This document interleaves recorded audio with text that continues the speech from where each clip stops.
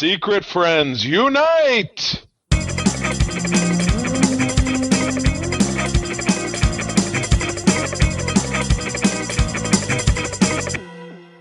One. Welcome to the Secret Friends Unite podcast, episode 506. This is your guide to Geek Side, and I'm one of your hosts, Todd Oxtra. Just survived the Christmas fun. My mom was here for a week, and then she went back to Michigan. We got some sun and got some really fun gifts this year. Nice. Great time, just having a good time. So it was definitely an enjoyable Christmas party. Not party, but, you know. And then I got Johnny Five, Charlie, little Lego build. They're trying to bring him back. Well, that's good about your mom. You know what do they always say about laundry and relatives staying with you? It's good to change both of them after 3 days. Well, actually, my mom got cheated out of 2 days because her first trip was she was supposed to land in Minneapolis at 11 and at night. And the trip out of Flint, the plane was delayed because of a maintenance thing. And then they said, well, we can get you to Chicago at 11. He goes, well, am I just going to sleep in Chicago then? Are you getting me a room? Because my flight will have already been gone for 2 hours. So ridiculous. And as soon as they could get her back in. But it was a great visit. We had a great time. Nice. So it was always great to see my mom. She is a low maintenance guest, the best you could hope for. I hear. Yeah, it reminds me of my dad. He's very much the same way. It's the Beautiful Stranger from the Beautiful Stranger song of Bob Seger, the perfect guest, perfect lodger or perfect guest. Anyway, we got a great show for you today. As always, we're going to be talking about the latest and greatest, but we always start the show off by talking about our fantastic Patreons, the folks that make it possible for us to do all this fun extra content, exclusive shows, no ads, shows without advertisements, shows that drop early, etc., and access to a special Discord channel for as little as $2 a month after trying us out for 7 days for free, which we've actually had some folks do that lately, which is totally awesome. It is also available as a gift. I know Christmas has passed us by, but if you've got that geek in your life who has a birthday coming up or some other special occasion, patreon.com/secretfriendsunite/gift, I'm assuming, because it went off my screen. Is that what that says? That is what that says. Very good. I'm trying this new split screen thing, so I'm always looking at the camera. So always trying to improve. These fine folks are our patrons. They already know what's going on. My buddy Derek Trevelyan, the figure dude. Francie, lovely lady who does my wife's hair and loves our bad movie Patreon show that April and I do. Luke Lohr, Mr. Xbox Expansion Pass. My awesome Uncle Tim. Also John Sedorf, the wonderful Phoenix Sisters Entertainment, our friends Kelly and Crayley. A little bit more about that in a second. Brendan Myers, Corey and HD, Matthew Keel, very important friend of the show, Kurt Krug, who has helped us out exponentially, bringing in new folks for our Spotlight program. And we got kind of a twofer here.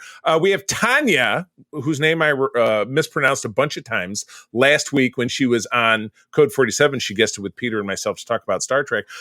Tanya Lee, who lives down in Alabama, is now listening to our stuff.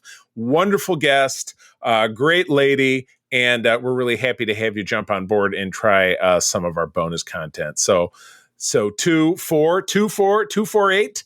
And lastly, but not leastly, the wonderful, nice family of the Twin Cities, Sean, Stella, and Henry. How's our friend Sean doing? We know that he's been having some ouchie time.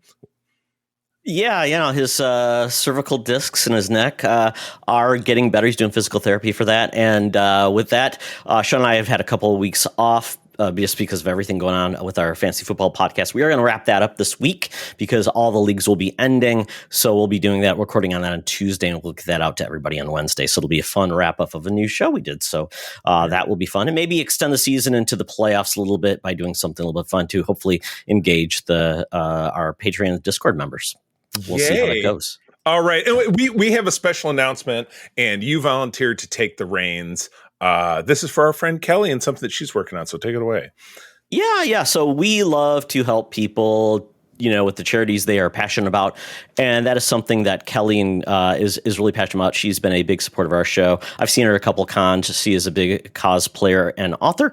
And she is working with the Multiverse fundraiser, Virtual Con-a-thon. and charity fundraiser all railed into one package. This year, we've teamed up with Comic Books for Kids, a charity providing child-friendly comic books to children in hospitals and cancer centers across the U.S. to raise funds for their cause. On January 24th to the 26th, they will have both pre-recorded and live Comic-Con style content, and who includes celebrity comic and writing guests that include Creek Wilson, Leah Williams, Jerry Gaylord, John Cosper, and more. Visit the Multiverse fundraiser.com for more information and instructions on how to both tune and contribute. We'll have that information in our show notes. So if you missed it, you don't have to write it down on a notepad or something like that. You can just click the link and participate. So thank you, Kelly, for doing something really cool for people in need. Absolutely. All right. Well, moving right along, it's funny. Todd and I had a great conversation with Tom DeFalco over the weekend. Tom DeFalco, one of the most important guys in mainstream comics, huge at Marvel in his time. But we learned that he got his start with Archie Comics. And we have an Archie comic, or at least a publication of Archie Comics, to talk about today. This is issue number 6 of The Adventures of Kool-Aid Man. This is from 1989. I figured this would be from the 70s or I don't know. I don't know when Kool-Aid Man came along. Kool-Aid Man is probably my favorite mascot of any kind. He's my guy. I love him. But anyway, in this very busy cover, we have our Kool-Aid Man with 3 ice cubes. I don't know. I don't know if that's typical. I have him as a pop. I think he's upstairs, but I don't think he has any ice cubes. He's just kind of a red gelatinous mass.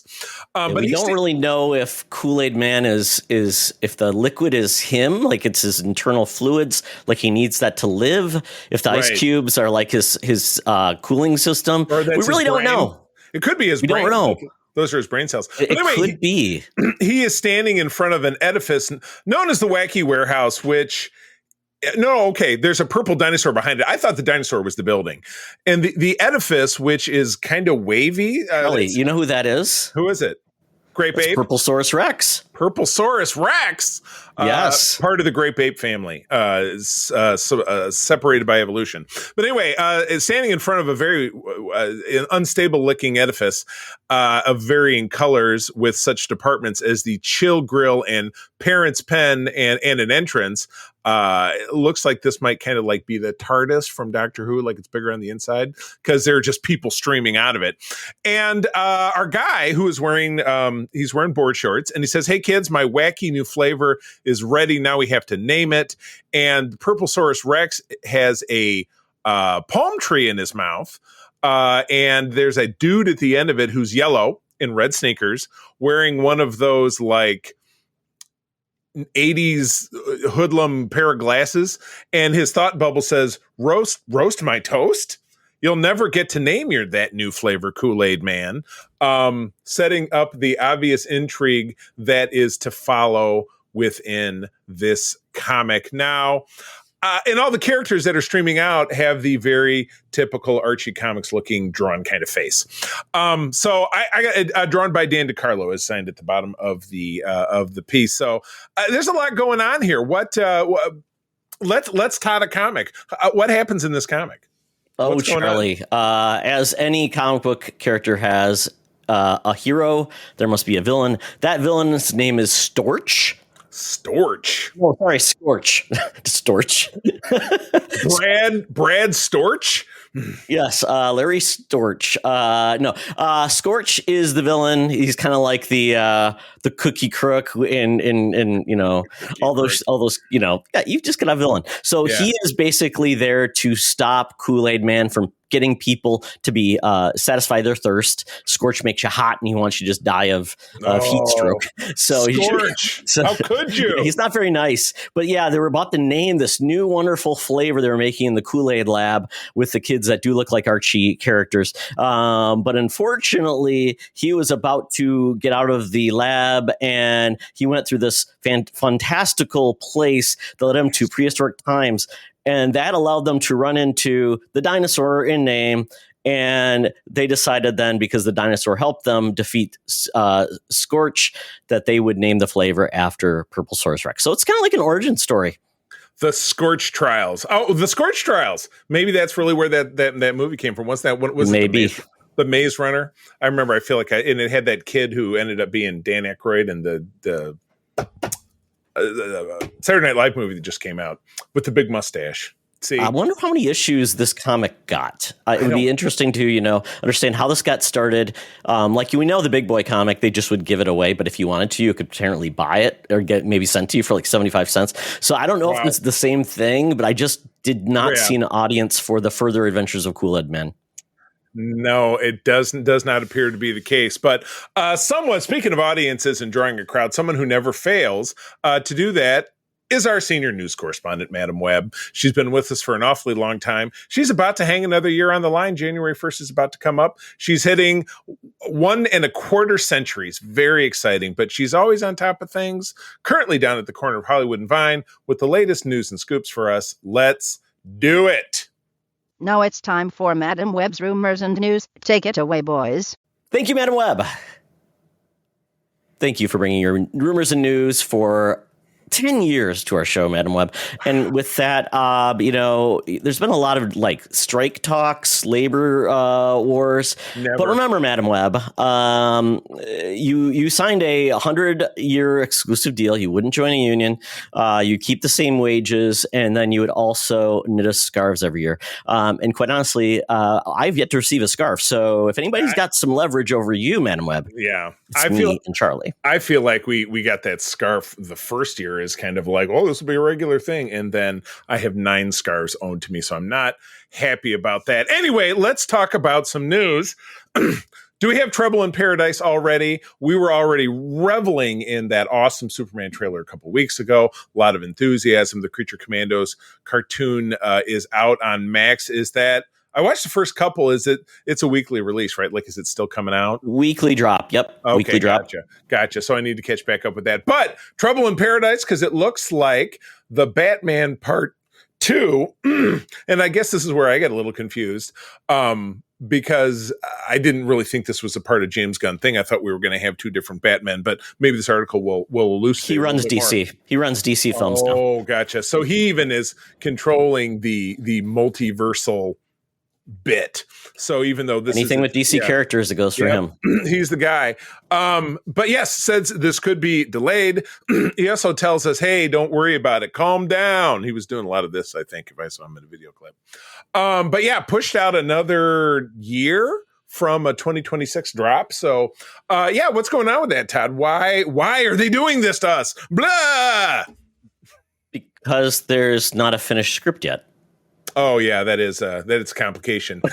Ooh, it's a secret. What do we know? No, James Gunn said there's not a finished script yet. And at this point, he has basically said unless he's got a finished script and it looks good, he's just not going to rush a film. And that is the smartest approach, because it's a stinker is always a stinker. A bad script can become a good script, or a bad script can be dumped and a new script can be created. So at this point, that's where they're at. And he basically said, it's not done yet. Gunn said specifically, the first draft isn't even done yet as of December 13th. So if the first draft isn't done, that is just typically a starting point. Notes are given, everything gets tightened up. You got to figure out what that budget would cost based on the script.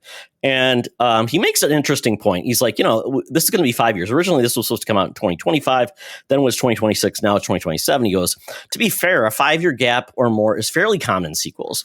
7 years between Alien and Aliens, 14 years between Incredibles, 7 years between the first 2 Terminators, 13 years between Avatars, 36 years between Top Guns, and of course, 6 years between Guardians Volume 2 and 3. Right. So, a rushed movie is rarely a good movie. So I think it's kind of symptomatic of the content everywhere now that everybody, we've all lost our ability to savor anything. So we're just like, well, let's get on to when we have like What If, which dropped 8 days in a row with 8 little micro movies. Everybody's like, why can't we have more content? Why can't something come out every year or every 6 months? Where movies used to, when you had a successful low budget movie, like great example, we'll go back to our segment about the Canon films. Remember Breakin'? which came out in early 1984. Breakin' 2 came out at the end of 1984. So they were like, I know, because they made it for like 50 cents. There's no budget to that movie. You know what I'm saying? So and no plot. And no plot. No anything. Well, yeah, like I said, with Golan and Globus filming. They're like, let me turn the camera on, and the guy will walk around over there. So, but when it comes to something like this with hundreds of millions of dollars being spent on these big films, if they don't get it right, it's going to turn into, The Flash all over again. You know what I mean? So they have so much more to lose if they screw it up. So to me, it's easy to understand why they've got to slow their roll. You know what I mean? So I get it.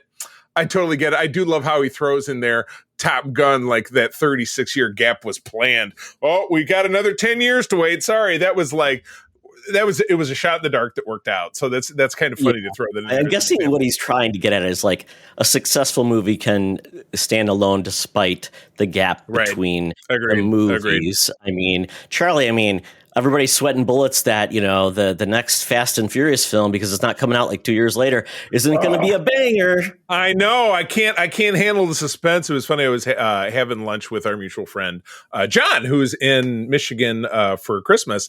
And we were talking about terrible movies. And we started talking about the Fast and Furious. And he's like, well, I think I have to finally buckle down and watch them. I said, all I can tell you is they get progressively stupider. It's like watching Homer Simpson from season to season on The Simpsons.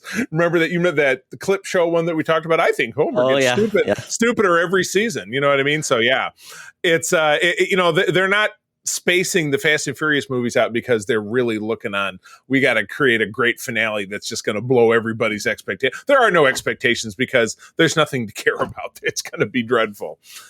It just is. It just is what it is.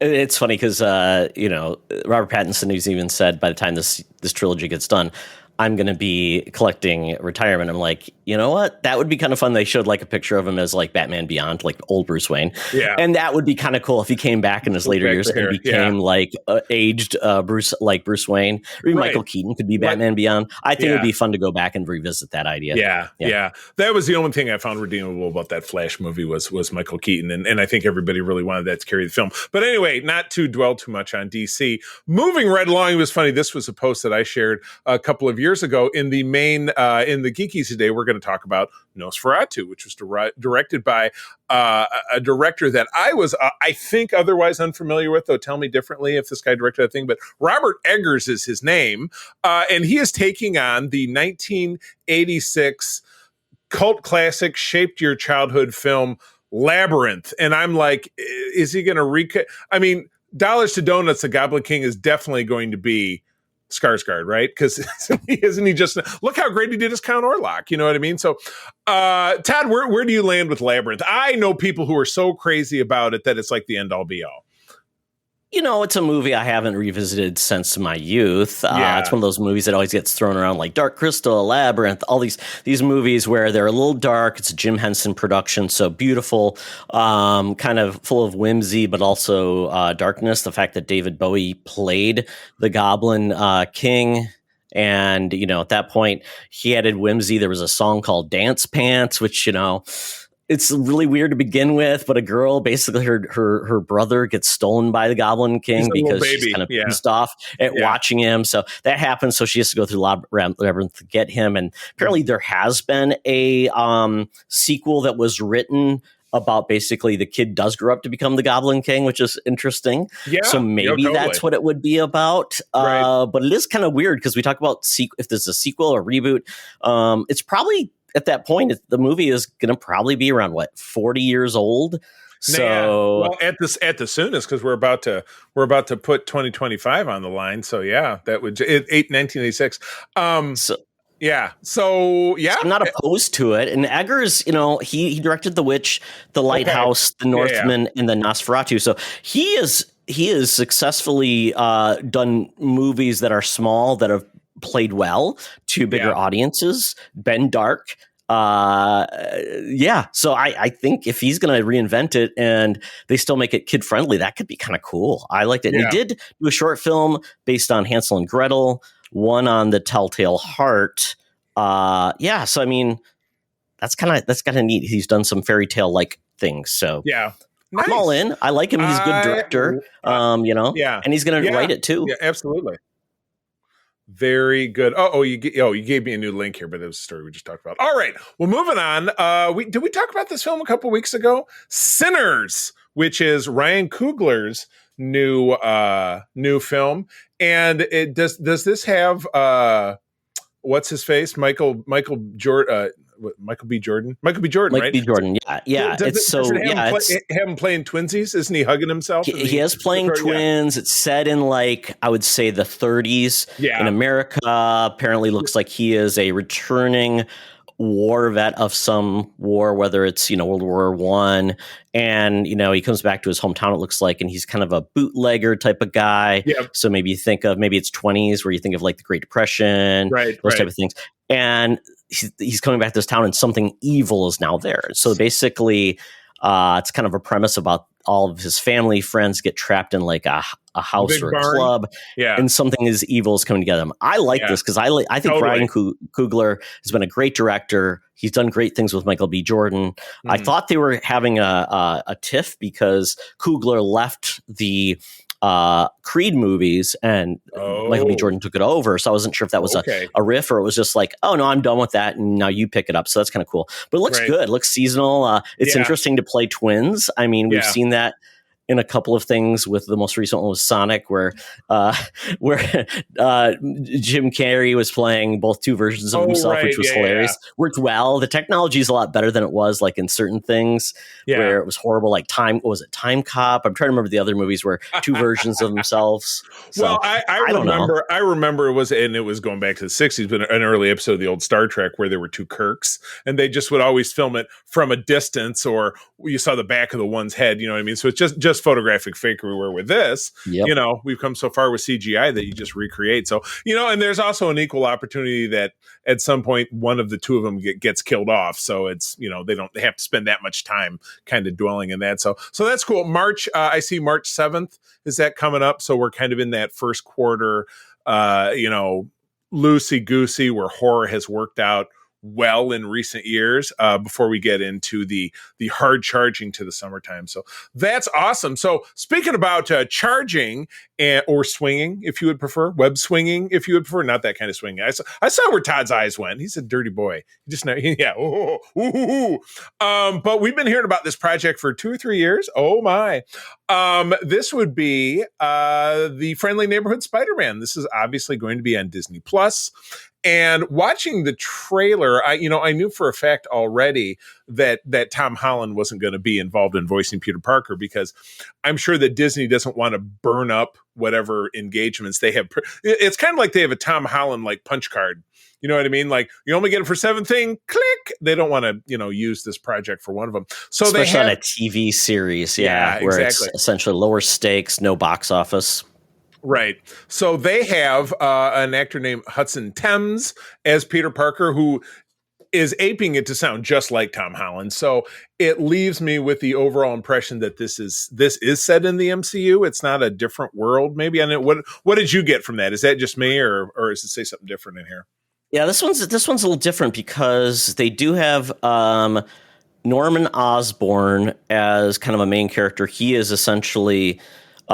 It's not set in the MCU because this is Peter essentially becoming Spider-Man under the tutelage of Norman Osborn. So he's essentially his Tony Stark. Getting him the suits, doing things like that. Coleman Domingo is playing Norman Osborn, which is great. Fantastic. Yeah, great. We've got Nico Minoru is going to be a character as well. That's Runaways, Yep, Grace, played by Grace Song. And so then you are getting Harry Osborn is going to be a main part of his friendship versus Ned, which is cool. And essentially this just feels like X-Men 97 type of thing. It's by the same producers actually, which is great. Okay. And it's going to be focused in him as a high school freshman, which typically in almost every Spider-Man film, it's like he's through high school in 1 year and then he's done. It's you're off. And it's that's your whole adventure. I mean, in fairness, in the original comic, Peter was probably 15 when he became Spider-Man. So that's sophomore, maybe junior year, depending on. So they do kind of skip the freshman part of it, because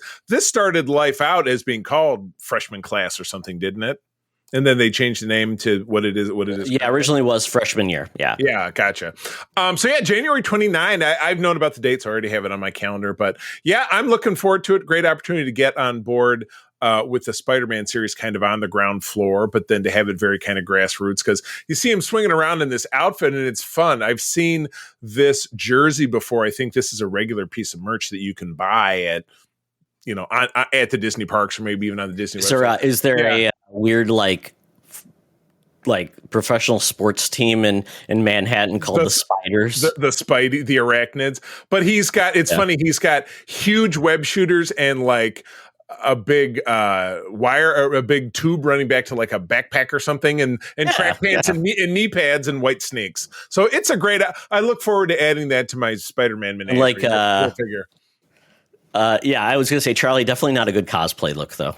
No, I think it'd be very bulky, and it probably wouldn't be welcomed by the security people at a con because there's too many things that look kind of dangerous on it. But we are getting another suit in this too that they showed. It's a white and a black suit, but it's primarily the white with black in it, which is very cool. Very similar to the Future Foundation suit, which was about 20 years ago. That was Johnny Storm had died, so Spidey stepped in and they changed the name of the group to the Future Foundation while he was a member. So that's one of the figures that they made it once and it went away, so it's not part of my collection. So I would love it if they produce something like this. I'll just get a little white paintbrush and fix it up. But yeah, look forward to seeing that here shortly as we get into the new year. Well, Todd, everybody loves, as long as you're not a part of it, but everybody loves to listen to a story of the blame game. What's the blame game happening over at Sony these days? So Sony Pictures boss, this is the headline, blames critics for Spider-Man spin-off failure. This is from Gizmodo. He says CEO Tony Sequeira, who's stepping down January 2nd. So he's going on a blaze of glory, burning all the bridges, blaming everyone, has some blame to lay on the future of Kraven the Hunters and others. Basically, his quote is, let's just touch on Madam Web for a moment. He said, Madam Web underperformed in the theaters because the press just crucified it. It was not a bad film, and it did great on Netflix.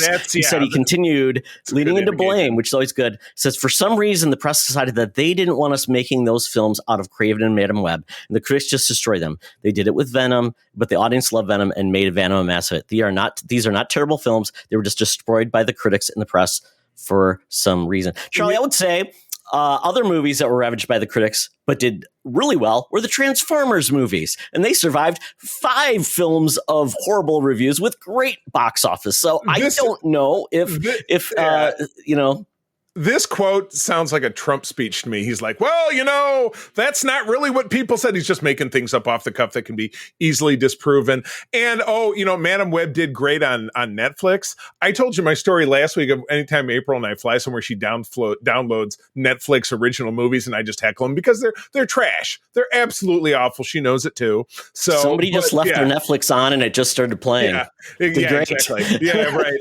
I love this. Somebody was absolutely doing the laundry, or they were sitting on the toilet when Madam Web was on, and nobody was actually watching it. Look how many minutes it streamed. Yeah, I love this though. It said under ellipsis, it says Morbius, released in 22, did not get a mention by him. So it's like he was even leaving out one of his films. Oh my God! Well, as April and I have now covered, I think 2 or 3. We covered 2 of the Spumco films over on A Bad Trip to Movies with the Cardinals. We're going to do the rest of them because we have so much fun watching them. Because I just could not even believe just sitting watching Madam Web. I felt like I was stuck in a web and I couldn't get away. It was just absolutely so dreadful. Wow, Dakota Johnson is just. I think she would do well as like a. Side character, but man, she has zero charisma, big time. And I don't know what her deal is. I mean, mom and dad are obviously, she comes from celebrities. It just seems like she just has no charisma. I don't know what it is. I don't know. Had you ever seen even a snippet of those 50 Shades movies? I think I saw some. Charlie, nobody watches them all. I just watch clips. Yeah, just clips. All the best clips. I mean, 10-minute sections. That's all you need. That's a horrible story. And Jamie Dornan, who was the guy in that, he's an Irish actor. He's a serious dude. But again, April and I have had this conversation a couple times recently. When you have a bad script or bad direction, a great actor is still going to be screwed. They're just not going to be able to do anything with it. So, sorry, outgoing Spumco dude. No, I'm just going to simply say no. But the Spumco, Charlie, you don't have to worry about him. He's leaving January 2nd. Yeah, exactly. So he's, you might as well, at least he gets to I don't know if he's trying to fix his LinkedIn resume. And he puts in there the movies he's on, not a bad movie, not a bad movie, not terrible. It was good. I swear to God. As far as we know, and we talked about this when Craven came out, the Spumco is, it's a dead deal. They've sunsetted it. Nothing is production. The only thing that will be left is the Spider-Verse finale, which was at that point, and then after that, nothing else has been announced. We do have the Sony TV content, which is maybe where they lean in with Spider-Man Noir. Yeah. Other than that, I don't know if there's any other TV projects. Gotcha. So, put a fork in it. It's done. But yeah, it's always great to have the outgoing guy and all his sour grapes. That's totally awesome. So that's at least fun to talk about. Must have been part of his severance. Would have been part of his severance. You have to defend these films before you leave. Yeah. Here's $25 million. Get up here and do your best impression of the fact this is not crap. All right, well, that takes us out of the news, Todd. We are headed uptown to the Geek Easy in the fanciest of Uber XYZ. The cab has pulled up, or the ride has pulled up. We've jumped in, but on Sirius XM, Todd. I'm sorry, it's the Yacht Rock radio station. I know it's not your favorite, but it's playing this very familiar ad. Hey, Secret Friends Unite! Let me tell you about Zencastr. We use them for our show, and now they're supporting us. Zencastr is now the all-in-one solution making podcasting easy. It's the ultimate web-based podcasting solution. Provides high-quality audio and video podcast production and hosting. With a full suite of professional tools, podcasters can seamlessly record, produce, and publish studio-quality content, all from one dashboard. Being a creator has never been easier. And we chose Zencastr because of the ease of use, high quality output, and it makes it super easy for our guests to come on. We had multiple solutions we tried before, and Zencastr has just been the best fit for us. Why Zencastr? It's now super easy to record a podcast with Zencastr. Log in using your browser and start recording a high-quality podcast right away. Record studio-quality sounds and up to 4K video with your guests. Feel a sense of zen knowing Zencastr's multi-layered backups ensure you always have your recordings in the highest quality, even if the connection is unstable. Have you ever worried what you sound like? Zencastr's post-production process makes you sound buttery smooth. It automatically removes those ums and ahs in your recording. It removes those awkward pauses in conversation too. Set the right podcast loudness and levels while reducing background noise with the click of a button. So if you're interested in making an easy, high-quality podcast just with the click of a browser button, go to zencastr.com/pricing and use my code SFU1. You'll get 30% off your first month of any Zencastr paid plan. I want you to have the same easy experiences I do for all my podcasting and content needs. It's time to share your story. Now back to the show. Talk nerdy to me. Talk nerdy to me.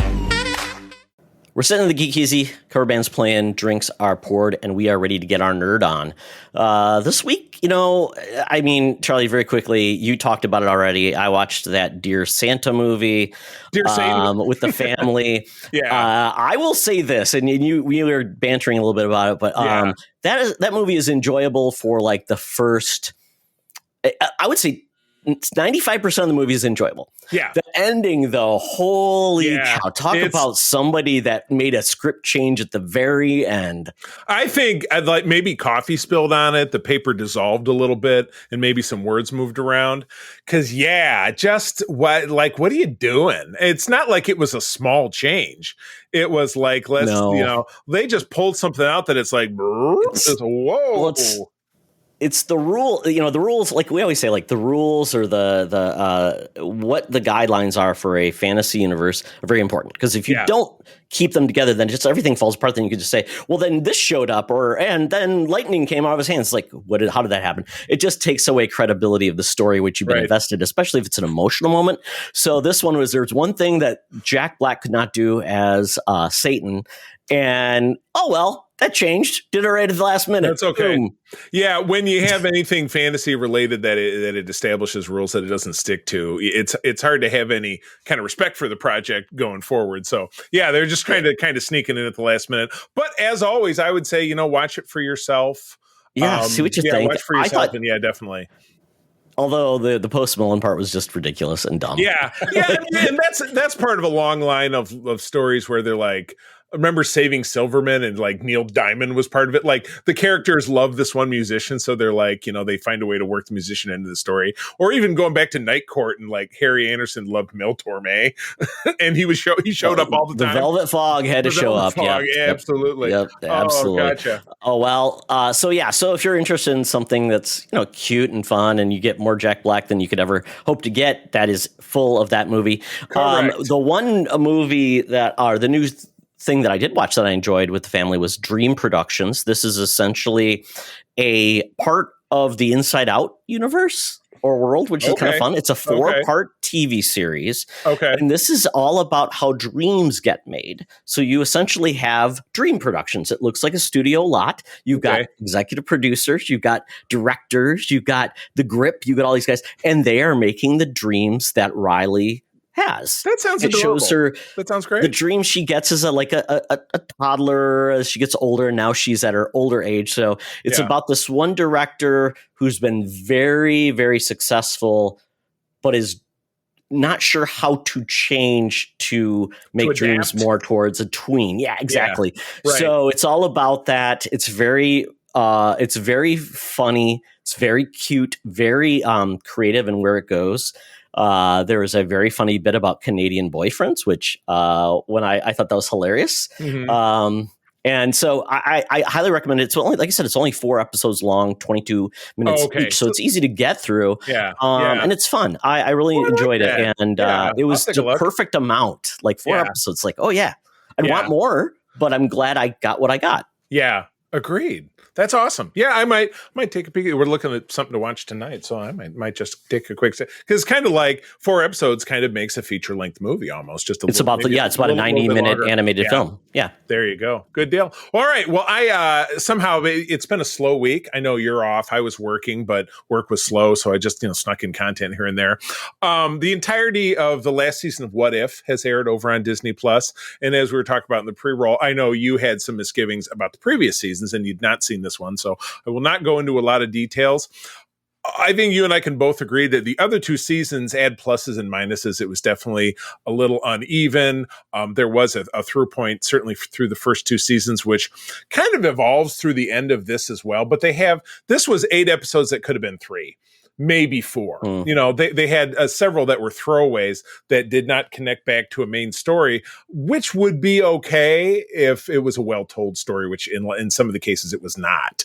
The ending of it is very much okay. I mean, they took something definitely out of a page that didn't exist in the comics, which is not a bad thing. The MCU does it all the time. I love the what if concept. It was obviously modified to address the MCU in general, because to do it in the more traditional fashion for people like you and me really probably wouldn't resonate with most people, because they would look at well, that's not what happened in the movies. Because the overall thought was, take something from the movies or one of the TV shows and give it a little twist, and then the universe goes off in a different direction. So, and they've done a lot of what if Ultron Vision got the Infinity Stones? I thought that was an awesome storyline. That was a really cool one, because it definitely felt like there was a bigger impact, something bigger, versus a lot of them felt like the change didn't feel like that big of a deal. It was like, exactly. Okay.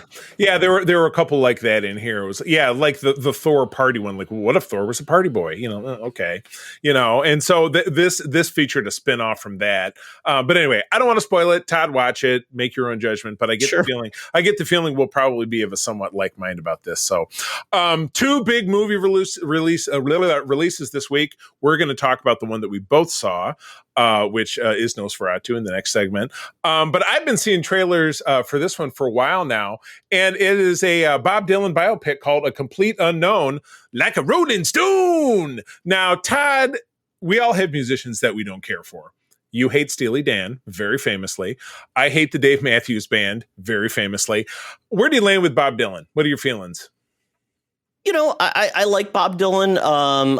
He's a great writer. Now his actual, like, his singing ability is leaves a lot, but it's unique, and he commits to it. And I, you know, he's obviously. I would be remiss if I didn't think that, you know, he deserves credit for really bringing a transition between folk to modern, like protest and things like that. So I mean, and he's revered by other musicians. So I respect him, and I like a few of his songs. But it's I would say, if you told me, if you played a Bob Dylan song for me, I'd be like, I don't know that one, because it's probably not like the top songs. And it's funny you should mention that, because this film is set between about 1961 and 1965. And like a lot of biopics, they'll have, you know, a series of title cards after the picture fades to black. And they gave a rundown of Dylan is still alive. He's still touring. He's been touring almost nonstop since 1975. He has made 55 albums. And he is the only popular musician to ever win the Nobel Prize for Literature. I mean, and a little cap at the bottom said he did not attend the ceremony, which I'm like, that's very Dylan, because he's very counterculture. But Dylan himself, who is Robert Zimmerman from Minnesota, he's from Duluth, I believe, originally. Duluth, grew up in Hibbing. Hibbing is the hometown of one of the G.I. Joe characters, Tripwire, the mine guy. So it's just it's basically where my dad grew up. Oh, that's right. Oh, yeah. I forget sometimes your dad was from Minnesota. But at any rate, he arrives in New York City. He immediately meets, he goes to a hospital to visit his folk hero, who is Woody Guthrie, who has he either has Parkinson's or ALS, and he's sitting there in the hospital with Pete Seeger, who is another folk hero who is played by Ed Norton. And it rapidly evolves into the friendship between the two of them. And Dylan getting a start. Dylan, of course, is played by the fantastic chameleon of Timothy Chalamet, who did all his own singing. All of that singing is him. They did That's great. They did not dub in Dylan, which, how hard is it to imitate Dylan? He also sang in Willy Wonka. He knows his spot. Yeah. I gotcha. So, I liked it very much. It's long. It's like maybe 2:15, 2:30, but it didn't feel long. You know, it told a good story, and it didn't be like, and here's Dylan at Woodstock, and here's Dylan when he was in the Traveling Wilburys. You know, they do a little sneak-ins, like they mention the Beatles, but they don't show the Beatles. And there's a very famous. So you said it ends in 65. 60, like where it. Yeah. It doesn't. He plays this Newport Folk Festival, which is in Newport, Rhode Island. He goes up and plays an electric set, which is forbidden. The only thing that I thought was really bad is that the crowd was just so angsty because, oh, you have an electric guitar. They're throwing garbage at him. I'm like, really? Is that something that would happen at a folk festival, that they're going to throw garbage at somebody? That just, it seemed a little too. Seems like they'd be too stoned to do that. Yeah. Oh, come on, man. We get Ellie Fanning as his first real serious girlfriend, and then another actress whose name I don't remember, as Joan Baez, who he had a tempestuous romance with. He was seeing them both at the same time. So he was. Yeah, he wasn't. It's not like he wasn't a choir boy. But yeah, great movie. There wasn't a Dewey Cox, like he ran into somebody, showed him how to do drugs, so he went into hardcore drugs. You're Dewey. You're double married. Oh my goodness. So anyway, it's in theaters now. It gets my recommendation. I would say go see it. Real quick, a series starring, is it Stephanie Shu? Who? HSU. How do you pronounce that? You've seen her in other stuff. Shu. She was in the Everything Everywhere All at Once. She was the daughter. Is in a Peacock original 8 episodes called Laid, based on that. I thought it was just a movie. No, 8 episodes. Okay. 8 episodes. You know, and they play over the title credits. Remember that song from American Pie? Dude, this butt is on fire with passionate love. You know that song? You know the song I'm talking about. Yes, James Laid. Yeah, that's the name of the song. James Lane. James is the artist, and Lane is the song. Yeah, exactly. But anyway, it was over one of the American Pie movies, so that's where I remember hearing it. But anyway, it's funny. She is playing a character who she's cursed because every man she's ever slept with starts dying in sequence. So she's like, I slept with this guy. And not of an STI, though. No, exactly. Sorry, Downer. She starts saying that her, hoo-ha is poison. So it's like Final Destination. Exactly. So it's definitely a dark comedy, and it ends on a cliffhanger, which means they're obviously hoping to be picked up for a second season. So we'll see it. Lastly, we were doing the Disney Plus. It's so funny to turn on Disney Plus to see one of these original Hulu movies, but a movie called Inheritance, which I think just came out. The most recognizable star is besides the dad character, who's Bob Gunton, who was the warden in Shawshank. You know the guy I'm talking about. But the other most recognizable younger star was the blonde girl in Cobra Kai, whose name I'm forgetting. Oh, yes. Yeah. Oh, wait. So, Charlie, I just looked up Inheritance. There's a 2020 film, Inheritance, with Simon Pegg and Lily Collins, but apparently not that one. So I have to look up Inheritance 2024. This is brand new. But anyway, there's a crusty old billionaire that calls his 4 adult children to their mansion, which is obviously just the Hartley Mansion in Vancouver, Canada, because it looks just like the one that Lex Luthor owned in Smallville.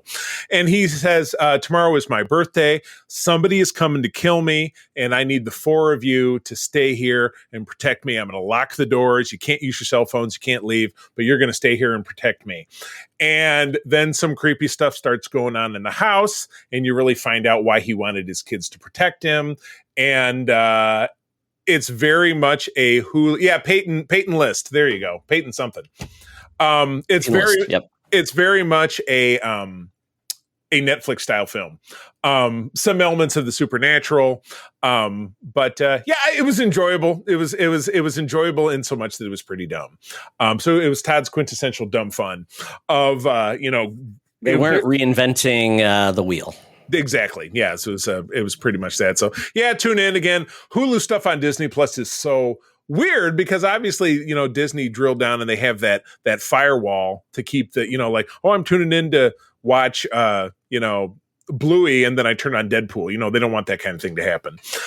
So I would say it's worth a giggle, but yeah, it's nothing new. April didn't keep the firewall up for you, Charlie. Shouldn't want you getting she should scared nightmares. Yeah, exactly. Falling asleep, sucking my thumb. Anyway, all right. Well, that's it for the Geek Easy. We are out of here. I've got out my Air Qantas app. It's time to get us down to the land down under because Hologram Tina and the mutants are again waiting for us to talk about a little film called Nosferatu. Let's do it. Welcome to another edition of Thunderdome. Thank you, Tina. The mutants have been gathered for a topic or game to be entertained, and this week we are reviewing, with spoilers, 2024's Nosferatu. Nosferatu is a 2024 American Gothic horror film written and directed by Robert Eggers. It's actually a remake of the 1922 silent film of the same name. There's actually been a Nosferatu from the 70s that came out as well. Christopher Lee, right? Yes, it's and the thing about Nosferatu, it's a non-authorized adaptation of Bram Stoker's Dracula, which came out like 30 years before that. So the important part to know is if you're familiar with Dracula, the characters' names have been changed, the location has changed, but the overall story is very similar. But this one's a little bit more made for film rather than an adaptation of the book. Right. And this film includes Bill Skarsgård, Nicholas Hoult, Lily Rose Depp, Aaron Taylor Johnson, Emma Corrin, Ralph Ineson, Simon Burney, and Willem Dafoe. It's a gothic tale of obsession between a haunted young woman and the terrifying vampire infatuated with her, causing untold horror in its wake. Charlie, this movie is cost $50 million. Apparently, worldwide, it's already made $40 million. So yeah, that's pretty cheap. It's going to be very successful. Yeah, it's a Christmas movie, which is a weird take. We had the Dylan Dracula Christmas. So Nosfa Dylan Acula, I guess. Yes. Yes. So this movie takes place, I would say, 1800s, like 1860, somewhere around there. Right. Yeah. Primary setting is a village in Germany, which may or may not be a real village. It's a seaside village, which I feel bad. I had to look. I had to do some geography on this. I'm like, boy, Germany. I'm trying to figure out where the northern part of Germany is on the Black Sea or the Baltic Sea or something, and then the Romanian Transcarpathian bit is to the south and southwest or east. Yes, sorry, southeast. South by southeast, because very remote. Yeah, because Nicholas Holt's character, it's a 6-week trip by horse, but it's funny because it's by horse, but later in the film you see something being transported from that area by boat. So I'm like, why couldn't they put him on a boat? I don't get it. Maybe it was a different FedEx path. They shipped the thing that needed to get shipped to somewhere where it can then be because the ship was probably why cargo is cargo, like going by ship is probably far more expensive. He went by horse, probably pretty cheap, and cargo. If you're going that way, I mean, you saw the roads they were traveling. Essentially, it was a path of dirt among the windmills. And that part I'm referring to is kind of part and parcel to the last voyage of the Demeter, which was a movie you and I saw a little bit. Correct. It's a portion of that. Like the story within the last voyage is a portion of this, which was retold very quickly. Right. Obviously, a smarter part of the whole story, but we did get that as well. So it's essentially you've got our hero Thomas, who is he wants to advance the world. He just got married to he's Lily Death Rose. He's an old school real estate agent. So and he I had to come home and look it up, but Lily Depp Rose's character, and of course she's the daughter of Johnny Depp. I don't know who her mother is, a supermodel of some kind. I don't remember who his first wife. Helena Christensen, but famous model he was with for a long time. I didn't realize that her best gal pal was the villain in Deadpool and Wolverine with hair. I did not know that was the same woman. Did that miss you, or is it just me? Her gal pal. Oh, I did not know that. Yeah, okay. Exactly. Did not know that. Okay. So getting this back on board. Yes, please. So newly married, he is trying to get himself a living as basically part of this real estate firm. And he makes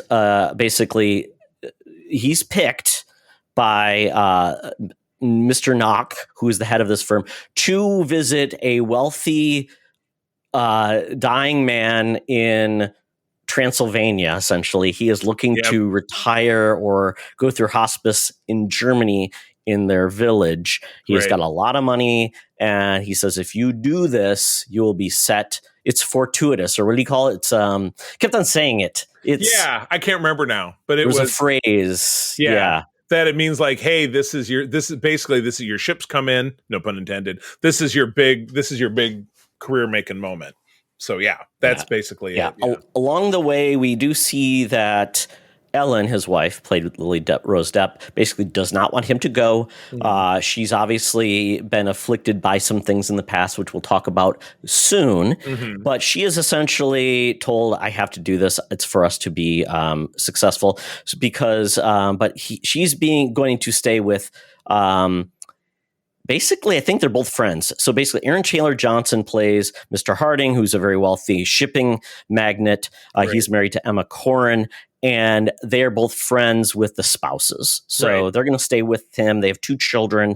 And Nicholas Hoult apparently did borrow some money from Harding as well. So he feels like he has to pay him back. So that's kind of the premise why we're going to Transylvania to meet a creepy old dude. But Charlie...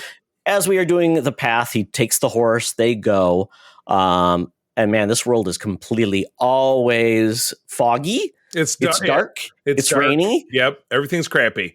The sun doesn't shine until the very end, which obviously we'll touch upon kind of what that means. But he's wandering down this path it's a 6-week trip, probably at best. So he's very near to the end of it. And he comes upon a village of Romani, or what some might refer to as gypsies. I'm sure that's not a very PC term, but I don't know what else you would call them. Yeah, they're Romanis. Yeah. Yep. But they're, they don't speak the same language. It's funny. They don't speak his language.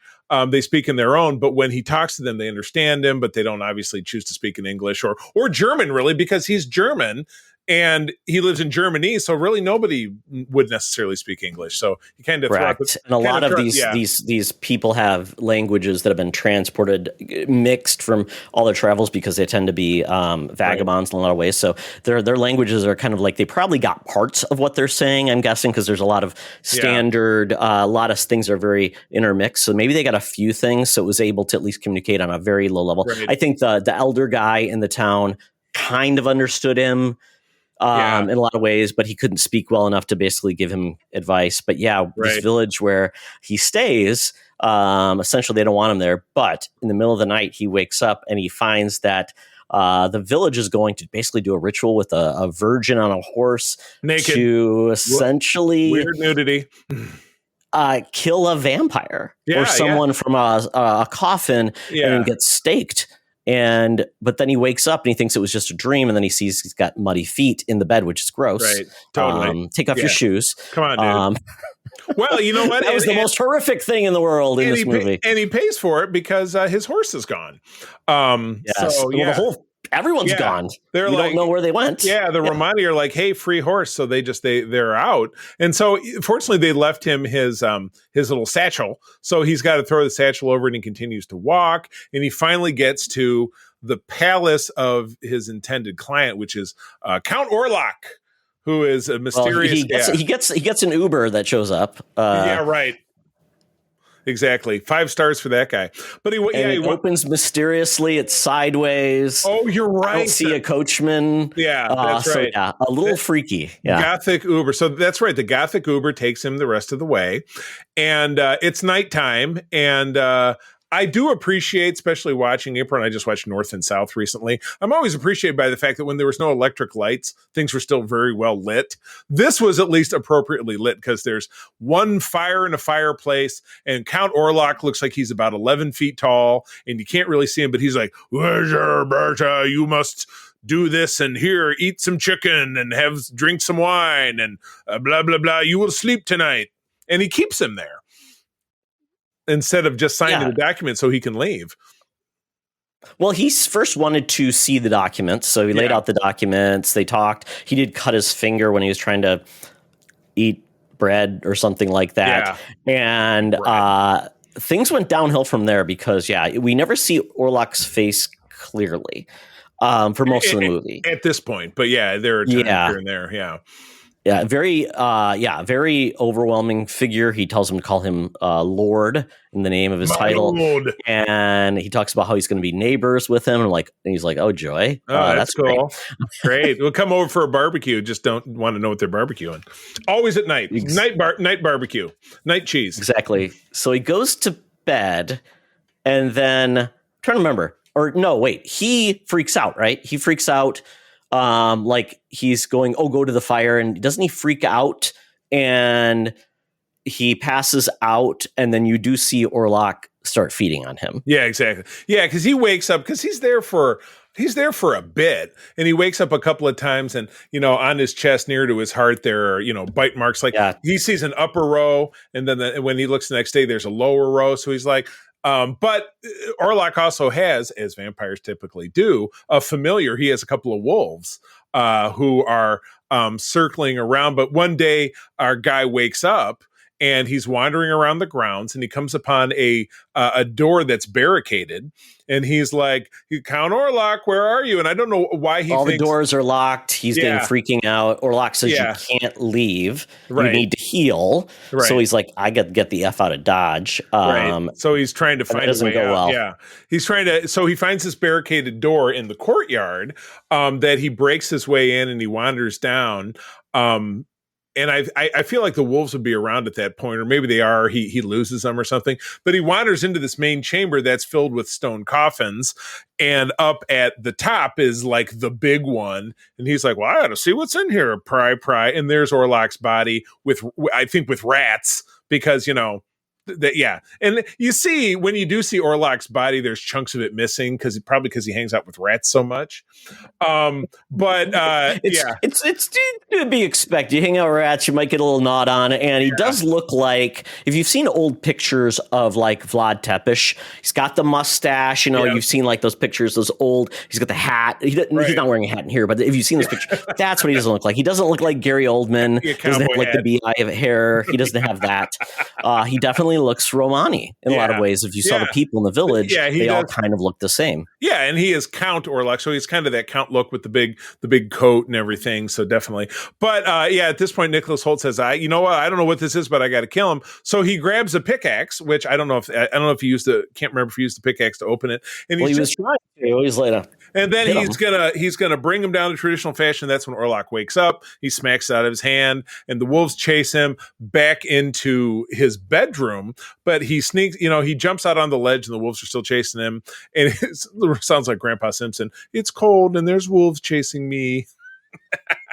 So he jumps in the water. Yeah, he jumps in the stream below. And he does, he ends up washing up downstream, and they take him to the hospital, and they're probably put some leeches on him. He'll be fine. So he's laid up in the hospital because the nuns. The nuns are healing him. And using their nun powers. So at this point, Orlok puts himself back in the coffin. The people from UPS come and they pick him up and crate him up. They put him on the UPS boat, and he's going to sail to Liechtenstein, or where the hell that little town is, where he's bought. I love it. It's the Gruenwald Mansion, which Mark Gruenwald was one of my favorite Marvel creators. So it made me think of him. I'm sure that's what they named it after, Charlie. Yeah, exactly. Or the other way around.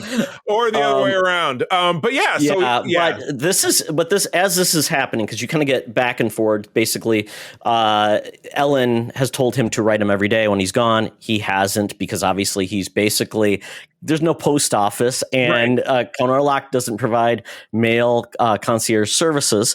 Right. And no texting, he was trying to kill him. Yeah. But we do get flashes to Ellen in her past life. Like, she is freaking out this whole time. She's having night terrors. She is sleepwalking. And you do see like a look back at her when she was younger, where essentially she had a weird out-of-body experience with some type of demon, where essentially she was found without clothes and traumatized. After that point, she basically had a lot of issues until she found Thomas, and that's where she finally felt like she was better. It was her missing piece, I guess, which is BS. There's no such thing as a missing piece in a relationship, but I digress. But it was for her, apparently. But so she's having these visions. She's still staying with Craven and Cassandra Nova, and now the Demeter is on its way back. Thomas, but they're all Marvel people. So Thomas, the Beast, is still in the hospital, and the crew on this ship is like, there's weird stuff going on. I think it's all coming from this one crate, and they crack it open, and then Orlok is out. He's being vampire, but he's got rats with him. He's got so many rats. Oh my God, it's a rat bonanza. But unlike the last voyage of the Demeter movie with Dr. Dre that we saw earlier this year, this ship crashes into the German village, and when it does, now it ties it right back into historical events of the time. It's time for the Black Plague, because the few rats we've seen are now billions, and they swarm all over this town. Yep. And that is part of why Thomas is then basically, all this while is going on, Thomas is obviously getting treatment for Ellen, all of her issues. Basically, that's when Ralph Ineson gets brought in to help cure her or help her with her night issues, her terror. He's basically they're medicating her with morphine, ether, all of these things, so she stops going and traipsing, and basically she's basically almost being transformed in this dark creature, and they don't know why. And they know she had a close clairvoyant life prior to all these things happening. Thomas made things better when Thomas was away. Then obviously we feel like then she is open for kind of this kind of supernatural attacks. So they then decide to bring in professional help from Willem Dafoe, a Professor von Franz, who basically you get Galactus bringing in the Green Goblin. So it's all Marvel. Yes. This is your latest Marvel movie. Think about it. Absolutely. Yeah. So he was brought in. We find out that he was basically disbarred because he started researching the occult. But he felt like Ralph Ineson felt like this is the only way we can do some things, because he's seen tons of things. He's dealt with things that are out of the known scope of his medical skills. Right. So they bring him in there, and that's where Willem Dafoe essentially says, I think she's being possessed by a curse or a creature. They start looking into things, and this is where it starts going ridiculously downhill. Right. Thomas. Then we pivot to Harding gets called in to basically check out the ship that landed, like you said. All of these rats now. The town is overrun with rats and plague rats. Yeah. Everybody's dying. But we don't want to forget our Mr. Knock, Charlie. Mr. Knock, aka think of like Renfield in a lot of ways. Right. He's playing the Renfield character, where he is essentially the Thrawn of Dracula or Orlok, doing all his bidding. He essentially goes mad, starts eating livestock. He's thrown in the basically the insane asylum. The insane room. Yes. He eventually escapes by kind of gross. Running around naked. Yeah. Bites some guy's throat out and then escapes. And and it took me a while to remember, but this was the boss of he was the head realtor guy. He was the Century 21 guy who sent off our guy off to Romania. So fortuitous, as he said. I think that's what he said. Fortuitous. Very fortuitous. Yes. All right. So Thomas is recovered enough. The nuns say, here, take this and whatever. And so he's now got to make this 6-week journey home. No magic coach. Obviously, they give him a horse or something. But the plague is running rampant. And Orlok. This was not the Black Plague. This was 1838. So the Black Plague was like turn of the millennia. Oh, very good. Well, this is the Black Plague. This was the legacy sequel to the Black Plague. Light. Yeah. Plague Light. It was. This was the Black Plague Maverick. So it's the legacy sequel. But yeah, while all this is going on, Orlok is at the Mark Gruenwald Castle, and he starts to do his thing at night. He finally comes to Thomas is home by now, I think, but recovering. Yeah. He's back and he's recovering, exactly. But one night, Orlok does come to Lily Depp Rose and says, you have 3 days to surrender yourself to me, or I will kill your husband. And meanwhile, I'm going to kill these 2 little girls who are the kids of Craven and Cassandra Nova. Then Cassandra Nova gets swollen, and she's naked but gets swollen with rats, so that she gets the plague and she dies. Or I'm trying to remember, did she get the plague and get bitten by Orlok? So So Thomas. So basically, she visits them. Orlok visits Ellen the one night. Yeah. Bad things happen. They get kicked out of the house. So essentially, it's just Harding and his family there. Harding, that's right. It's basically transfixed. He can't wake up, and that's where Miss Hutter takes children. Goes to see the screaming of her children. She sees her children have been killed, and then she essentially gets drained as well. And then she wakes up next to Harding's bed, just being chewed on by rats. Oh boy. Gnarly. So Harding is gone insane, essentially. He can't get over this. He buries his family, and there's another subsequent scene where he, because he's rich, he's got a fancy crypt for him, but he goes nuts, and he unfortunately does the necrophilia thing with his wife, and then and everything gets set on fire. It's not a good scene for him. So they're out of the picture. The whole family is wiped out. You've got the Green Goblin and Galactus. They're like, we've got to set up they're trying to set up a big plan to go to Castle Mark Gruenwald and burn it down. And they have to go, they have to basically, kill him. The only way they know they can kill him is if he's removed from the soil of his homeland before the cock crows. Right. So basically before morning. And they get the crew. Well, unfortunately at that point, it's just the 3 of them. So it's the professor, the 3 amigos. So kind of Van Helsing and like Craven. Or not Craven, Beast from the X-Men movies, to take him on, and it was a ruse. It was actually Knock in the grave and not Orlok, because Ellen had come to the professor and said, basically, I know I'm the only way that I can stop him from killing everyone I love. And so it's a ploy takes so one. Basically, she takes one for the team. That's basically how it goes down. So we're deep in the third act. We're at the last scene, and Orlok comes and she says, "All right, I'll do it. I'll submit." So she's, they're gonna do the do. So she's naked, and he drops his big coat and he's naked under there, but and he's feeding on her, but also, having sex with her. It's a little, I couldn't quite figure it out. There was a scene earlier, and it was when Orlok stood up out of his coffin back in Romania, that he was naked and he had quite the vampire ding dong. So he's a well-endowed vampire. I wasn't looking at that. I wouldn't say, Todd, I wouldn't say I was looking for it, but I did see it. You found it. I did. I found it. But as he's feeding in there, whatever it is, this is the only scene in the movie where the sun comes out because it's dawn. Light is flooding through this window very conveniently in their place, and she's pushing him upwards. And what happens when a vampire is exposed to sunlight? He goes full Raiders like of the drains. Yeah, just like Raiders of the Lost Ark. He looks like Toad where he just kind of goes and melts a little bit. So, and then it was funny as they pull out, no pun intended, they pull the camera back. His body is all shriveled up, like his little legs turned into skeleton bones and stuff. So, but it's of course right at this moment that the three guys rush in and she's dying, but she's like, this was the only, like you said, this was the only way to get him. And that's it.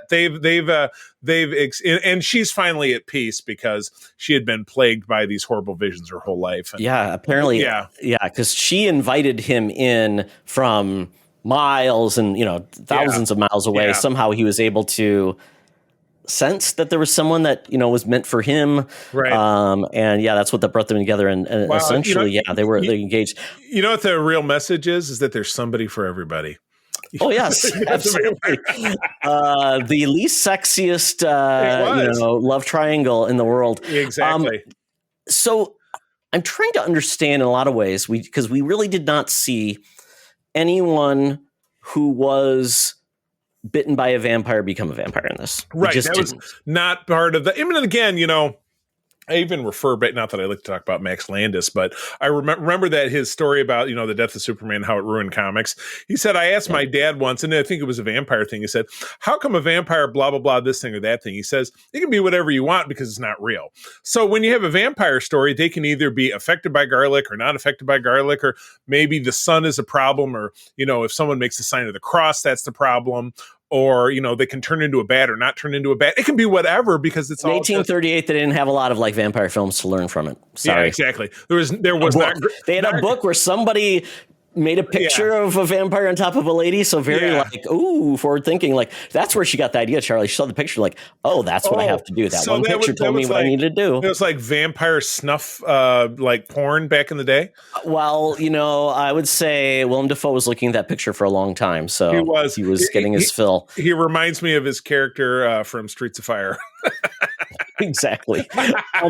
So I don't know if it was expected that he would drain her and then she would die, or what was the end game? Why did he want to? So because obviously he said he couldn't do anything until she submitted of her own free will, which I totally get. There weren't a lot of rules in this. We didn't see mirrors being used. We didn't see garlic. We heard something about garlic. The Romani people were talking about garlic, so potentially that was going to be something. But other than that, we didn't hear anything about how to kill them. Like they said, they didn't really know. Right. They didn't have a lot of counts. Well, and then they rolled out this whole naked virgin on a horse thing, and then the big ceremony where they all marched to the cemetery. That was a new one on me. I hadn't seen that in any other kind of vampire or anything that I can. And the person they killed in the coffin was not him. I thought it was a vampire. Was it a vampire? I don't know. It seems like when they stabbed him, it goes blah, blah, blah, So maybe he does have the power to transfix and turn, make offspring essentially. To reproduce. We didn't see typically in vampire films, you always get the concubine, the sexy vampire ladies, like we did in the Winona Ryder. Yeah. With all the ladies that were trying to get Keanu Reeves. That's what the Weekly Planet guys called horny Dracula is what they refer to that movie as. Very much so. Well, this guy was pretty horny too, he didn't have any real horns. And he was like I said, he was packing. I'm just saying, it was there. He was gross. Yeah. He was very gross Dracula, and it's like he was all he was like when he was missing like bits of the back of his head. He had that great mustache, but he wasn't. Yeah, he might be immortal, but it doesn't mean that he was like. He kind of looked. He couldn't be wounded, couldn't be hurt. So yeah, the bad part of being immortal is if you start losing parts of your body over time. Yeah.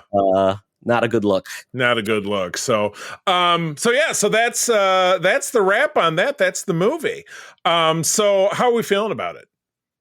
So I really like his films. I think he tells a really well told, well acted story. It's a lot of emotion, a lot of tone that he sets. Yeah, it's a slower working piece. Yeah, and there is a lot of character interaction, which is interesting. And he's also building a world that makes you feel like, okay, I like where he's going, and it makes me feel like I'm part of it. So in a lot of ways, I really liked what he was going for. And I think I really enjoyed it because it wasn't your typical vampire film. And I couldn't go back to the original Nosferatu. You've got those, version of the vampire, what he looked like back then, the creepy with black white version with the big teeth. And he was bald. I was seeing like the 70s version. So, but I really enjoyed this. I thought it was great. Willem Dafoe, by the way, Charlie, he was in a great movie called Embrace of the Vampire. That was about 1999, 2000, where he essentially was playing the role of Count Orlok in Nosferatu. So wow. Actually, it's a great movie. He's great in it. If you haven't seen it, highly recommend it. He's backing up into the well. So I'll give this 8. I'll give it 8 rats out of 10. Ooh, so many rats. I'll match that score. I enjoyed it as well. It was, like I said, vastly different than the other Christmas movie I saw, which would be the Bob Dylan movie. There's no, Dylan Veratu. But yeah, I enjoyed this. I didn't. Obviously, we've seen he did The Witch, right? So we watched that. He did, yes. No evil goats in this. Yeah, exactly. But he is the master of really this kind of disparate, dark time period where the sun never shines, and you can smell it. You can smell everything smells like death and goat shit. You know what I mean? It's just pretty gnarly. But it's really very much a you are there kind of deal. But he doesn't really get hung up on things like, oh well, this should be subtitled because everybody's German or whatever. They just have it, they push it to the point where you can just say, okay, well, we the audience speak English, and so we're just going to hear English. So there's not that hold up, but I enjoyed it. It was a great story of sacrifice. And it was like one of those like the Smile movie where you didn't know if what she was seeing was real, because there were a few instances where she was dreaming and wasn't really happening, or you had to wait to find out if it wasn't really happening. So they kept the suspense up. This wasn't packed with too many jump scares, though. Obviously, when Orlok and all his naked ding dongness pops out of the coffin, that was a jump scare, and that was scary. Yeah, most definitely. Yes, his vampire wiener was very scary, I will admit. But yeah, very graphic ending with him, getting down with Johnny Depp's daughter, and then him just kind of turning into Jello at the end. Yeah. Very sad movie. Stuff. I mean, very there weren't a lot of happy endings in this movie because obviously Nicholas Hoult. What's he going to do now? Yeah. He doesn't have a job. But the dude who hired him, he can't use him as a reference because he went insane. And then, I mean, well, one thing that works in his favor is that most of the people in the town died. Wide open job market. I mean, that's true. Whoever is around is going to be hiring. There's literally lots of jobs opening now because of the plague. So exactly. So and maybe he inherits his buddy's house. Or true. We don't know who is left in the will. Or if his buddy left, maybe he had like a big Scrooge McDuck like bin of coins, and Nicholas Hoult knew where that was. So, all right. Well, that's the show. Good times. Always having a lot of fun. Thanks for tuning in. We appreciate it. Todd, where do people find you out there? They can follow me on the threads at Tioxtra at Secret Friends Unite. Also on Blue Sky at Todd Oxtra at Secret Friends Unite. follow our Discord. Check out our LinkedIn if you want to see all the things where you can reach us. I'll start adding that into our. I think it might be in our notes already, but I'll put the LinkedIn as well, the link tree, because that's a good way to find people. Yeah, not LinkedIn. I mean, if you want to find me on LinkedIn, that's fine. Yeah, me too. But yeah, Linktree is a great way to find all of the places we're at. So, and you know what? We want more people in our Discord to chat, have fun, ask us questions, which. I was bad. I didn't even look if anybody gave us a question this week. So that's a bad on me if somebody did. We're always working and improving. And this is our last show of 2024. So we're looking forward to 2025 without a doubt. But you can find me in a lot of those same places. I am on Blue Sky, Instagram, and Threads as at the C3 TheCeeThree. But the main action is happening over on our Discord. Please come in there, join, have fun conversations. I also run a second Discord called the United Trekkers of Michigan, which is for people from all places to just talk about Star Trek. And I'd love to have a little bit more activity over there. But with that, I will thank you again for joining us. I'm going to tell you that sharing is caring, and to keep on trucking.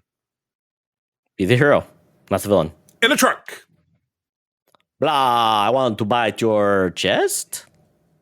This podcast is part of the Secret Friends Unite podcasting network, available on Apple Podcasts, Spotify, and podcast services around the galaxy, as well as video on our YouTube channel. You can support Secret Friends Unite by becoming a Patreon member, get bonus programs and more over at patreon.com/secretfriendsunite. Join our Discord community for even more discussions on all things geek. For all the latest updates on Secret Friends Unite, make sure to follow us on Threads at secret.friends.unite and visit secretfriendsunite.com. Find our merchandise at TeePublic and Redbubble. Thanks for listening, and may the Force live long and prosper.